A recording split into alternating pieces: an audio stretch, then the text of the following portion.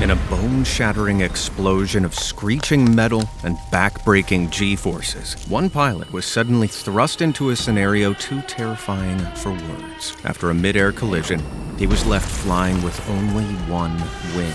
Surviving such a situation had to be impossible, right? After all, landing a one-winged plane surely defied the laws of physics. To find out what happened to this pilot, alongside other flyers who found themselves without wings, without engines, without roofs, and without the faintest hope of survival, stay tuned. This is the story of the plane that landed with one wing. On the morning of May 1st, 1983, one man defied death in a way that was, until then, considered completely impossible. Major Zvi Nadivi, a pilot in the Israeli Air Force, was scheduled to take part in training exercises that would change him, and indeed the aircraft industry as a whole, forever. He'd be flying the formidable F-15D Eagle fighter jet, a plane manufactured by McDonnell Douglas, and costing $96 million in today's money, adjusted for inflation. Nadivi first had the privilege to fly an earlier version of these ultra-sophisticated vehicles only a year earlier during the Lebanon War, where he'd earned himself a reputation as a truly formidable fighter pilot. Supporting Nadivi from the back seat was instructor Yohar Gal, another experienced F-15 hotshot. Their resumes were impressive, but even for these two seasoned pros, the day's events would push them beyond their limits in ways they never could have imagined. The day's exercise began with Israeli Air Force squadrons taking to the scorching skies above the Negev desert. In this aerial combat drill, aka a very expensive and dangerous play fight, two F-15Ds were defending against four Douglas A-4 Skyhawks, older jets that could still handle themselves in a dogfight. The sky erupted with screams and squeals of fighter jets fiercely contesting for air superiority, each pilot trying to outmaneuver another and secure that sweet, sweet missile lock. As the planes tussled in the air, one of the Skyhawks swooped into position directly behind one of the F-15s. As the Skyhawk locked in and prepared to announce a missile fire simulation over the radio, the craft began to ascend. This was where disaster struck. Unbeknownst to the Skyhawk pilot, the second F-15, piloted by Nadivi, had been flying above, a small distance behind. Nadivi had similarly been unable to see the Skyhawk, as it was flying just below his line of sight. As the Skyhawk arose and began to roll, for a moment both jets were flying almost belly to belly. Then, suddenly, violently breaking up this ballet dance of steel and air, the jets collided. The Skyhawk struck the F-15's right wing directly at its base, ripping it clean off. The Skyhawk itself was smashed to pieces in the process and tumbled out of the sky, allowing just enough time for its pilot to eject safely. The F-15, however, entered a deep downward spin.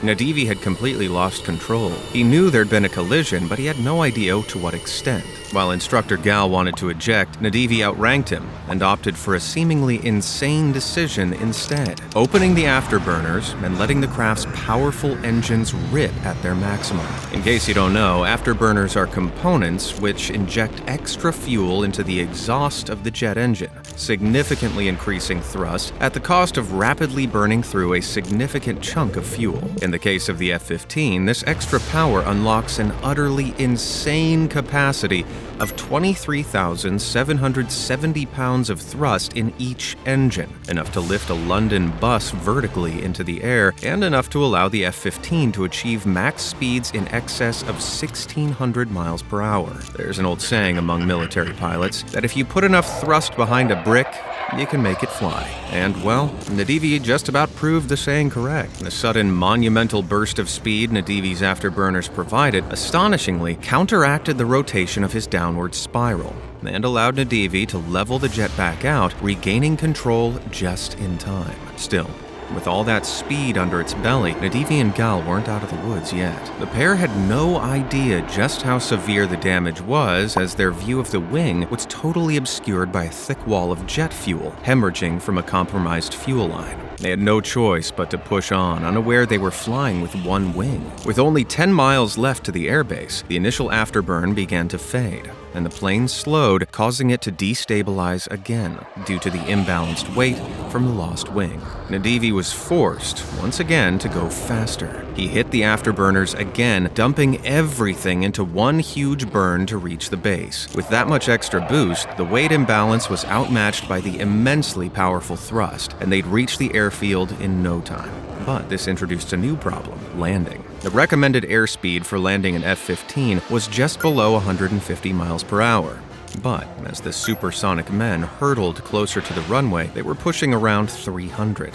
Slowing down risked rolling the plane again, which would have meant certain death close to the ground. So their only option was to maintain their intense speed and carry out one of the riskiest dice rolls in aviation history. As they descended, Nadivi lowered the landing gear alongside his tailhook, a device used to catch a stretchy runway cable that helps slow jets down. But a slight problem. The hook ripped off the plane the second they connected. The jet touched down and shot along the runway at breakneck speeds. Brakes screeched. The barrier at the end was getting closer and closer. 100 feet, 50 feet, 20. Somehow, with only 20 feet to go before the end of the runway and a devastating crash, the jet came to a full stop. The relieved men turned to each other and shared what I imagine was one of the most enthusiastic handshakes of their lives. After receiving word of the incident, the F-15's producers, McDonnell Douglas, issued a statement asserting it was impossible for such a landing to happen. Amusingly, they soon corrected this statement after sending a team to Israel to investigate. The pilots involved achieved the impossible and survived. They had landed an F-15D Eagle fighter jet with one wing while traveling 300 miles per hour with 0 fatalities. Talk about soaring to new heights. While Nadivi's story is one of a kind, he's not the only pilot to have survived the impossible. If you didn't already ruin a pair of undies, you might just after this next story. Which answers the question, what would happen if a passenger airliner lost its wing in the air? The answer takes us to one winter night in December 1991, when Scandinavian Airlines Flight 751 underwent one of the most terrifying experiences in aviation history. The plane in question, a McDonnell Douglas MD-81, nicknamed Dana Viking, had landed at Stockholm Arlanda Airport, Sweden, the night prior after a short flight from Zurich, Switzerland. Overnight, the airport recorded freezing temperatures of 30 degrees Fahrenheit and a steady drizzle that was slowly turning to snow. This bad weather would prove disastrous in ways you probably didn't even realize were possible. You see, fuel carried through extremely cold skies can undergo a phenomenon known as cold soaking. This is where the fuel becomes chilled by extended exposure to freezing temperatures, remaining much colder than the ground air temperature for a long time after landing. Unfortunately, it just so happened the earlier flight into Stockholm had seen the Dana Viking soar through the air at temperatures approaching negative 80 Fahrenheit. The MD-81's design incorporated the fuel tank into the wing. So, as it parked overnight, its now super chilled fuel began to pool around the wing's base. This continuous cooling of the wing allowed a layer of clear ice to form over the area as the drizzle continued. Next morning, the crew, headed by experienced pilot Captain Stefan Rasmussen, prepared the Dana Viking for its flight to Copenhagen. A maintenance crew sprayed the aircraft with heated solution of antifreeze, focusing on the underside of the wings. By this point, the ice on the top of the wings was invisible to the naked eye, with the only reliable way of checking being to physically touch it. However, the ladders they were using weren't tall enough to check the top area where the wing attached to the fuselage, and this crucial fact meant they failed to notice the ice on top. The aircraft was given the all clear. Big mistake. Within 25 seconds of takeoff, as the wings flexed under the weight of the plane, the ice broke free.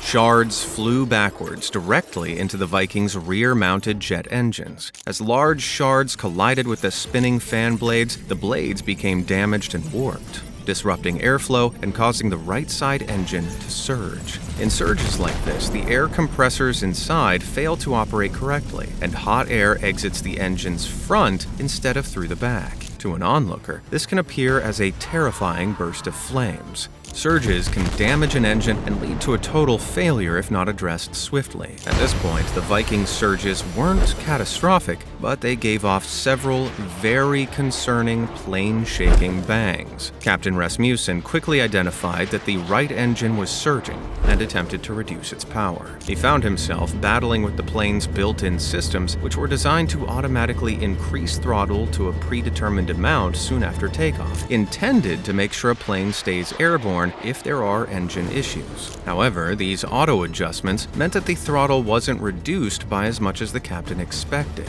as he wasn't initially even aware the systems were active. So the engine surges continued to a critical point.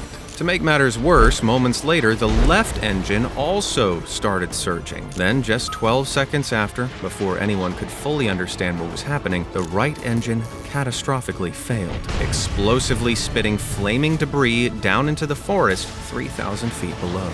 Horrifyingly, the left engine also failed completely only 2 seconds later in a burst of flame. With both engines dead and the left one on fire, all ability to mechanically generate thrust was lost, and the plane's electrical systems began failing. Desperate attempts to radio air traffic control for help were continuously disrupted by electrical power outages. Attempts to restart the engines also failed. They were too badly damaged. The pilot's primary displays went dark, and the plane began to descend. At this point, another pilot who happened to be on board as a passenger, Captain Per Holmberg, could tell something was terribly wrong. Being an experienced captain with 920 hours of flight time in MD-81 planes, he rushed to the cockpit offering his assistance. Holmberg began coordinating between the pilots and the cabin crew while helping to ensure the pilots could keep the plane airborne as long as possible. "Look straight ahead," Holmberg continuously shouted, urging Rasmussen to keep the M81 steady. In turn, Captain Rasmussen told Holmberg to prep the crew for a crash landing. At such a low altitude, they were never going to reach an airport. They'd have to improvise. They descended blindly through heavy cloud cover to 900 feet, where suddenly they were faced with an awful split-second decision: where to crash amidst the dense pine forest below. They spied an open field. It was small, but it was their only option.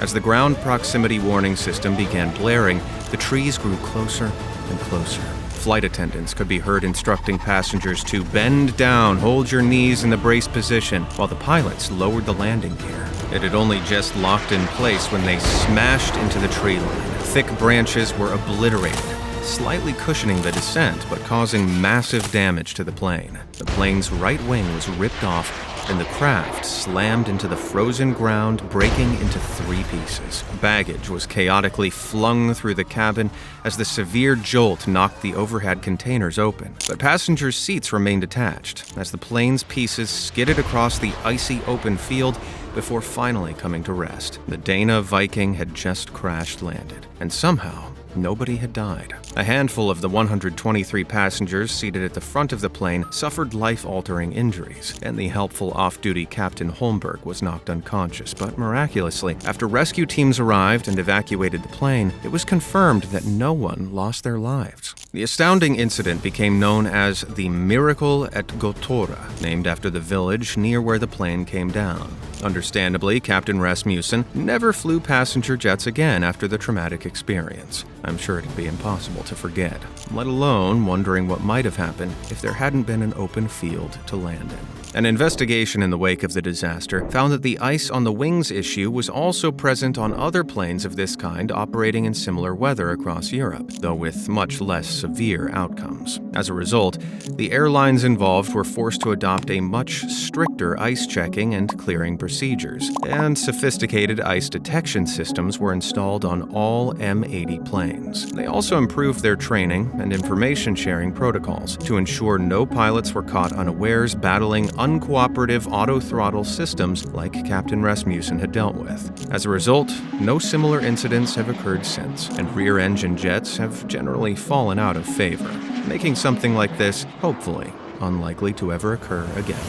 But those changes wouldn't stop aviation disasters of an altogether different kind, like the one that occurred on November 4th, 2010. The Qantas Airbus A380 this story revolves around had stopped over in Singapore on its journey from London to Sydney. By the end of their peaceful pit stop, the aircraft was carrying 440 passengers and a fully stocked, highly experienced crew. There was no hint that catastrophic failure was mere moments away. Just 4 minutes after takeoff at around 7,000 feet, one of the 4 engines decided now was the perfect time to reveal a delicate design flaw. An oil pipe inside the engine was in possession of a manufacturing fault. Its walls were too thin, allowing a small crack to form over time. This was a manufacturing error of less than a millimeter, but it meant that highly pressurized oil began shooting out as a fine mist, the oil breaching the buffer space that was heating up to around 700 Fahrenheit, well above the oil's 530 Fahrenheit ignition temperature. The oil ignited,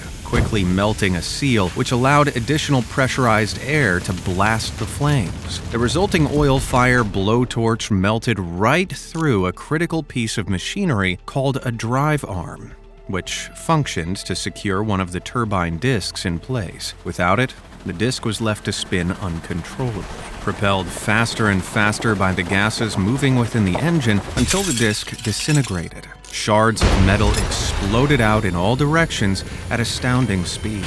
Some blasted straight through the cargo hold and severed around 650 electrical wires, causing several system failures and power issues, including reduced functionality of landing gear brakes. Some tore through the left wing, causing fuel leaks and maneuvering issues. Some pieces even shot downward, with a chunk of the disc crashing through a building at ground level, narrowly avoiding its occupants. But most damage affected the engine itself, causing it to disintegrate catastrophically. At this point, Second Officer Mark Johnson left the cockpit to assess the damage when he was shown the live feed from the tail-mounted camera, which was disconcertingly also viewable on passengers' in-flight screens. He could see a river of fuel pouring from the wing. It was clear they were now working against the clock.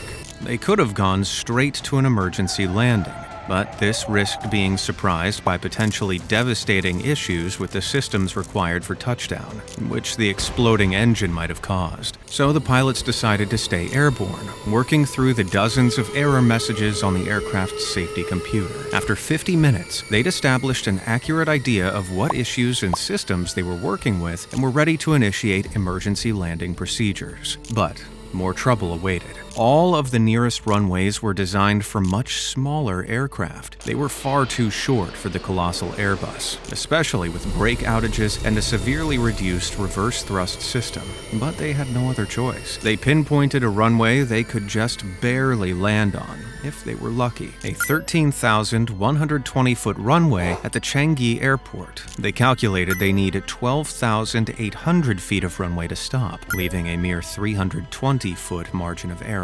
Coordinating with ground teams, they began their approach. Airspeed was absolutely crucial, with only around 4-mile-per-hour difference between being too slow and stalling and touching down too fast, overshooting and crashing. Despite all of these obstacles, alongside initial issues with the landing gear, the massive plane touched down. Reverse thrust was engaged on Engine 3, the only engine with its function intact, and a few working brakes were applied, helping the plane grind to a halt 490 feet from the end of the runway. But the ordeal wasn't over. The brakes had overheated, and fuel was spraying all over the runway. If it came into contact with the overheated brakes, the whole plane could erupt in flames. After 50 minutes of passengers sitting in a sweltering airplane without AC or power, firefighters eliminated the threats. The stairs finally arrived, and the passengers were evacuated. Thanks to the outstanding teamwork and level-headed decision-making of the heroic crew, not a single person on board was injured.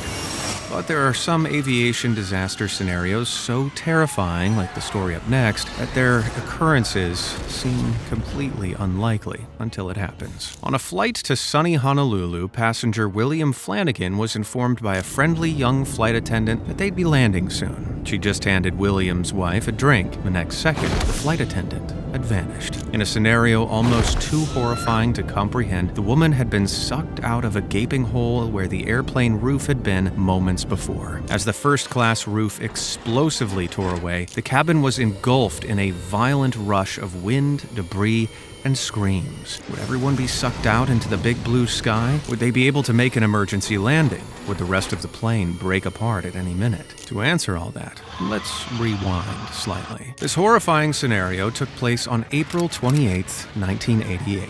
Aloha Airlines Flight 243 took off from Hilo, Hawaii, headed to Honolulu, less than an hour away. The Boeing 737-200 in question was 19 years old, about 10 years from the end of its expected lifespan. And earlier that day, it had made 3 round-trip flights from Honolulu to Hilo, Maui, and Kauai. Nothing unusual was noted in the pre-departure inspection, and the plane had recently passed 2 separate official inspections by Boeing themselves. However, one of the 95 passengers later recalled that as she was boarding, she noticed a crack in the aircraft's fuselage near the aircraft door. She assumed the staff must have known about it, so she didn't speak up. So, with all the pre-flight checks cleared, the plane took off smoothly. But when pilots started leveling off the plane at around 24,000 feet, they heard it. An explosion followed by the fierce rushing of wind and a chorus of screams. As debris began shooting around them, the pilots looked back and noticed that the cockpit door was missing. Worse yet,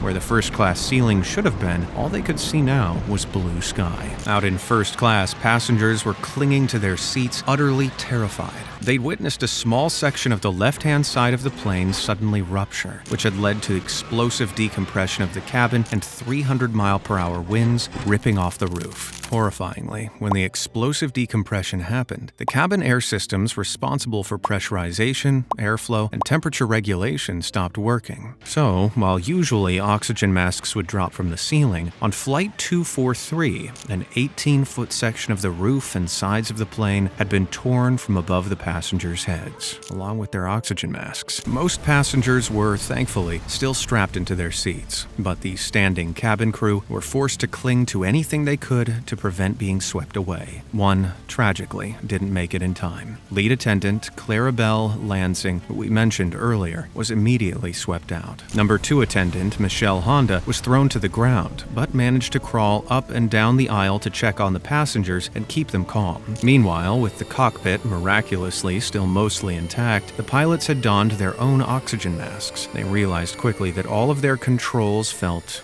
loose. The plane was rolling left and right, threatening to drop out of the sky any second. They attempted to broadcast emergency plans to land in nearby Maui, but the noise in the cockpit was so loud the transmissions were virtually inaudible. The pilots couldn't communicate with the flight attendants or even hear one another. And so, resorting to hand signals, they began an emergency descent. Wasting no time, they dropped fast, at one point plummeting down more than 4,100 feet per minute. Eventually, they successfully secured an emergency landing over the comm system alongside requesting medical support for what seemed an inevitable mass of casualties and fatalities. Just as the first-class passengers began to suffocate from lack of oxygen, the plane made it below 10,000 feet, at which height air oxygen levels meant they could breathe unassisted. The airport slowly came into sight, but they were by no means in the clear. A rocky attempt to slow the badly broken steel beast down meant approaching the runway much faster than was considered safe. A malfunctioning cockpit display suggested the front landing gear was stuck, refusing to be lowered. If this was true, they were going to hit the tarmac at almost 200 miles per hour without anything to stabilize the front of the plane.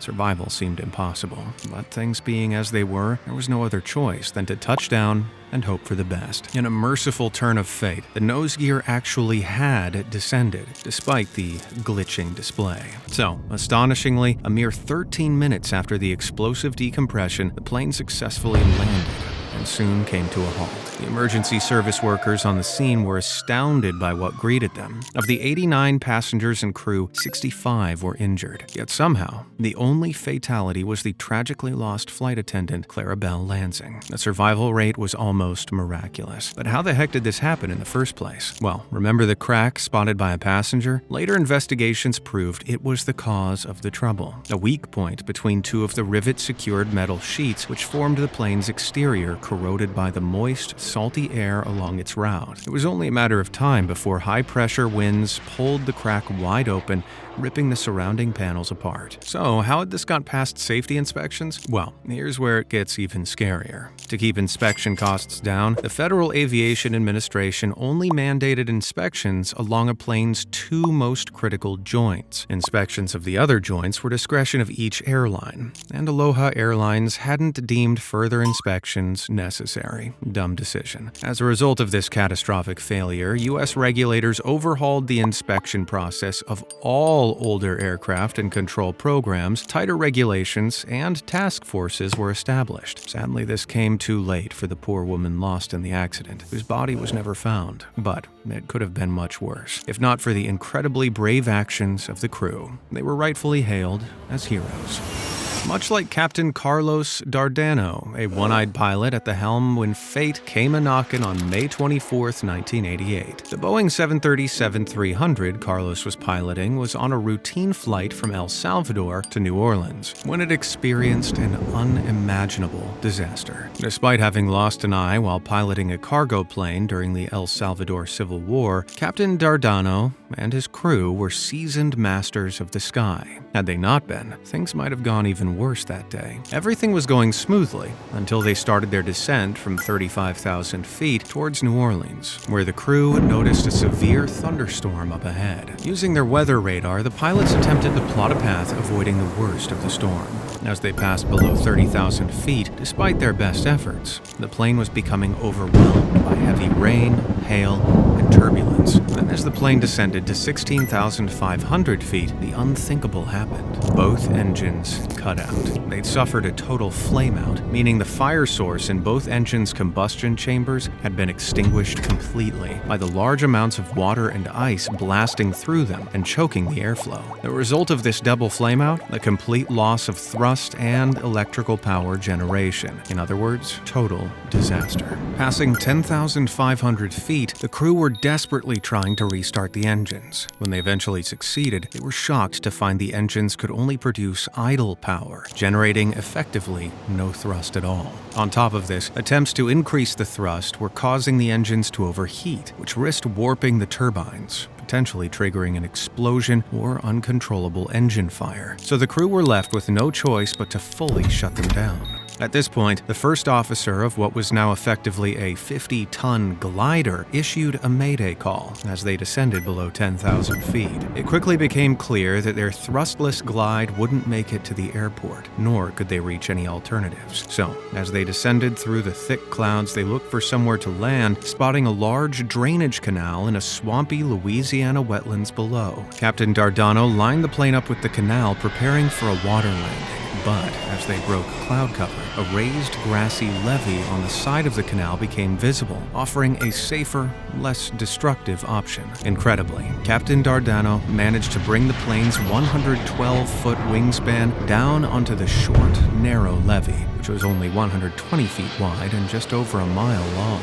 Against all odds, the plane sustained minimal damage, and all 45 souls on board survived without any serious injury. Thanks to the ace pilot skills of Captain Carlos Dardano, this potential disaster was turned into a newsworthy miracle. Not all pilots are as good as Captain Dardano, though, and when they aren't, the consequences can be harrowing, as you'll soon learn. During a routine flight from New York to Georgetown, Guyana, a Boeing 737-800 was on approach for landing when the pilot made a critical mistake. Failing to reduce engine power early enough, the plane was left to touch down 4,700 feet along the 7,400-foot soaking wet runway, far beyond the recommended touchdown zone. Instead of returning to the skies and performing a go-around like they should have, they committed to the landing, despite the wet conditions. What's worse, the pilot made another serious error, not hitting the brakes at full capacity, likely due to vastly overestimating the available distance. In those conditions, even if fully braking, the plane would have needed almost twice as much distance as it had available to stop. In reality, these compounding mistakes ensured that the aircraft overran, smashing through a fence and plunging down a 20-foot embankment and broke broke in two. While the engines were completely destroyed and the plane sat in two pieces with several passengers injured, miraculously there were no fatalities. A lack of ruptured or ignited fuel lines meant that the typical explosion you might expect in such a scenario never occurred. Still, it may surprise you to hear that the pilot responsible for the late landing wasn't fired, though he was barred from performing any higher role other than co-pilot and resigned a year later. Do you think he should have received a harsher punishment, considering how devastating this could have been? I'm keen to hear your thoughts in the comments below. The pilots we've seen so far have miraculously survived the unthinkable. But what happens when a crash doesn't go so smoothly? Well, you're about to find out. In 2012, Captain James Salcombe found himself in an extremely strange position. He was a pilot who had been asked to crash a plane. This strange scenario was devised by a team of scientists, engineers, and pilots who, with funding from TV companies, acquired a Boeing 727 for the sole purpose of crashing it in the Mexican desert. No manufacturers had ever tested their planes like this to assess survivability, so the data was incredibly valuable. The craft was loaded with state-of-the-art research equipment, including high-tech crash test dummies, dozens of cameras, and devices to measure the G-forces on passengers. The plan was simple. Minutes before crashing, the parachute-wearing pilots on board, including Captain Salcombe, would eject, leaving the plane to plummet. Here's how it went.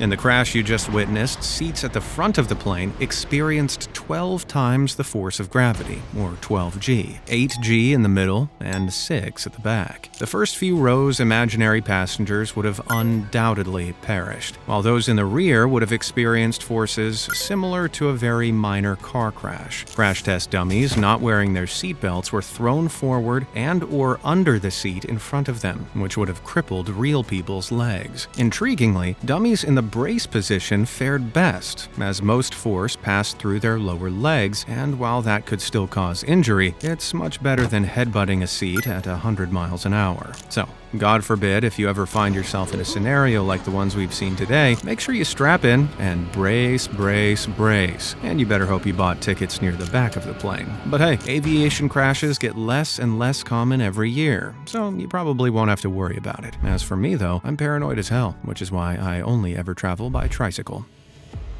If you're interested in learning more about surviving airplane disasters, check out this video about why you never take your luggage from a plane crash. Thanks for watching, and see you next time.